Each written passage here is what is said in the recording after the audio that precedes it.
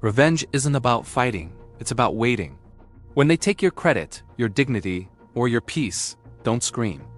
Build a mirror. This is the story of how one man let his bully's own ego become the rope that hung his career.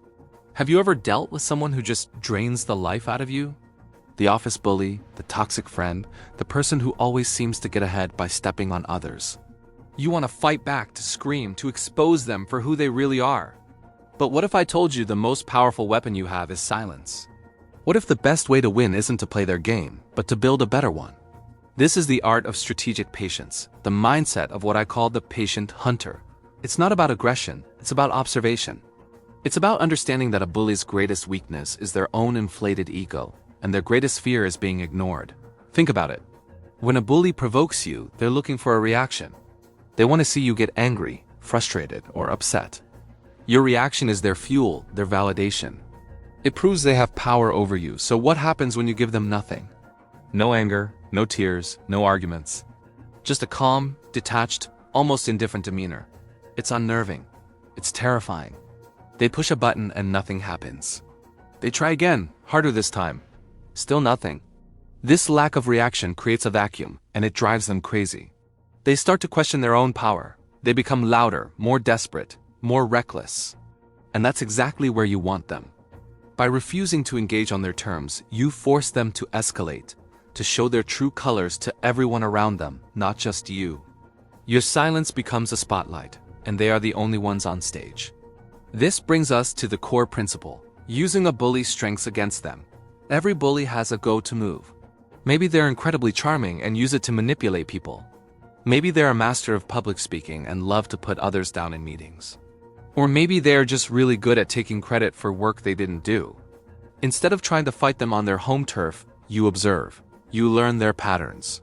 And then you set the stage for their own strengths to become their downfall. Let's take the classic credit stealer. This person thrives on presenting other people's ideas as their own. So you start building what I call the paper trail trap. It's meticulous, it's quiet, and it's devastatingly effective. Let's say you have a brilliant idea for a project. Before you mention it to anyone, you document it. You send yourself an email with the detailed proposal, creating a time-stamped record. Then, when you present the idea in a team setting, you do it strategically.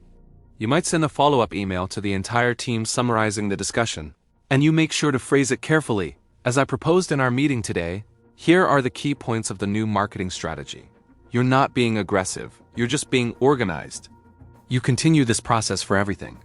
Every task, every contribution, every little piece of work. You create a digital fortress of evidence. You use project management tools, shared documents with version history and summary emails. You CC relevant people, not to be annoying, but to create a web of witnesses. The bully, in their arrogance, won't even notice. They're too busy looking for their next big score. They see your detailed records not as a trap, but as a convenient, pre-packaged file for them to steal. They'll take your report, change the name on the cover page, and present it as their own. They'll take your idea from a meeting and pitch it to the boss as a moment of sudden inspiration. They are, in effect, walking right into the cage you've built, all while thinking they're the cleverest person in the room.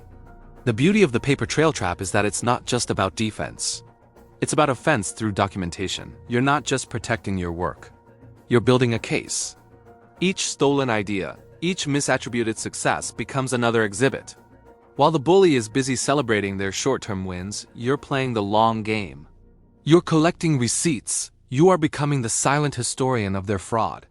Your calm, consistent documentation stands in stark contrast to their loud, baseless claims. Over time, a pattern begins to emerge, a pattern that others might start to notice even before the final reveal. People might start to think, wait, wasn't that Sarah's idea originally? Or, I remember John mentioning that exact same concept last month. Your quiet consistency plants seeds of doubt about the bully's credibility. Now we come to the moment of truth, the public exposure. This is the most critical part, and it must be handled with surgical precision. It's not a dramatic confrontation. It's not a Jack Hughes moment in the middle of the office.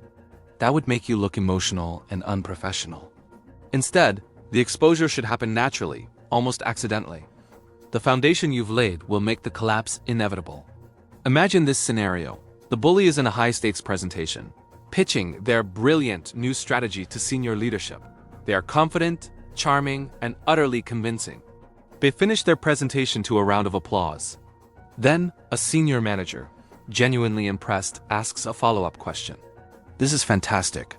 Can you walk us through your initial research for slide 7? I'm curious about the data source you used. A simple, innocent question. But and the paper trail proves that you did that research. The bully freezes. They might try to bluff, but their answer will be vague and unconvincing. They don't know the details because they never did the work. At this point, you don't jump in and say, "That was my work." You let the silence hang in the air. You let them squirm. If the moment is right, you can offer a quiet, helpful hand. You might say something like, "If it helps, I have the raw data for that section. I compiled it last Tuesday. I can send the source file to you right after this meeting." You're not accusing. You're being helpful. You're being a team player. But everyone in that room will understand exactly what just happened. The mirror you've been building for months is now reflecting the bully's true self, and the image is not flattering. You didn't raise your voice. You didn't point a finger. You simply provided the truth when it was requested, and the truth did all the work for you. The bully wasn't destroyed by you. They were unmasked by their own lack of substance. Their reputation crumbles, not with a bang, but with a quiet collective realization from everyone around them. The aftermath is just as important. The bully might try to lash out, to paint you as a saboteur. But it's too late. Your consistent professionalism, your calm demeanor, and your mountain of evidence have already solidified your own reputation. You are the reliable one, the one with the receipts. They are the one who got caught. By never sinking to their level, you've maintained the moral high ground. You didn't just win the battle. You changed the entire power dynamic. You showed that integrity, patience, and intelligence are far more powerful than bluster and theft. This isn't about seeking petty revenge. It's about restoring balance. It's about ensuring that hard work is recognized and that toxic behavior has consequences. The architect of ruin doesn't use dynamite. They use time, truth, and the bully's own ego as the building blocks of their downfall. They prove that in the end, you don't have to tear someone down. Sometimes you just have to give them enough rope and let them do it themselves. If you've ever felt powerless against someone like this, remember the patient hunter. Be calm, be observant, and be meticulous. Your quiet work in the background is more powerful than any loud confrontation. Thank you so much for watching. If this story resonated with you, consider subscribing for more strategies on navigating the complexities of life and work.